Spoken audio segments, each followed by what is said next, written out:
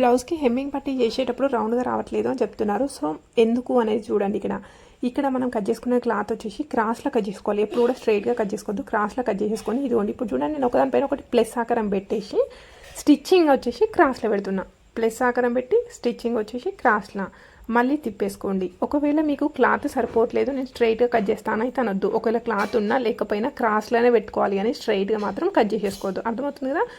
క్రాస్లో cut చేసేసుకోవడం వల్ల మనకి మూలలు అనేవి కరెక్ట్గా తిరుగుతాయి.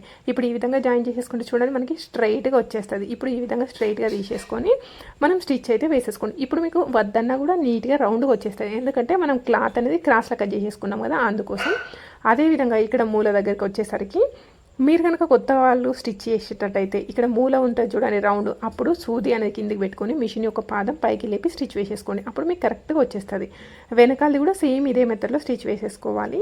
ఇప్పుడు ఈ విధంగా ప్రెస్ చేసేసుకొని ఒక స్టిచ్ అయితే వేసేసుకోండి. ఇక్కడ నేను కొంచెం దొడ్డుగా వేసేస్తున్నాను, ఎందుకంటే నాకు బ్యాక్ సైడ్ వచ్చేసి డిజైన్ ప్యాటర్న్ పెట్టేసుకున్నాను. బ్యాక్ సైడ్కి నాకు హెమ్మింగ్ అనేది ఉండదు, కేవలం ఫ్రంట్ పార్ట్ కోసం నేను ఈ విధంగా పెద్దగానే పెట్టేసుకున్నాను. ఈ విధంగా స్టిచ్ వేసేసుకుంటే మీకు మెడ అనేది పట్టేసినట్టుగా మంచి నీట్గా వచ్చేస్తుంది. ఓకేనా?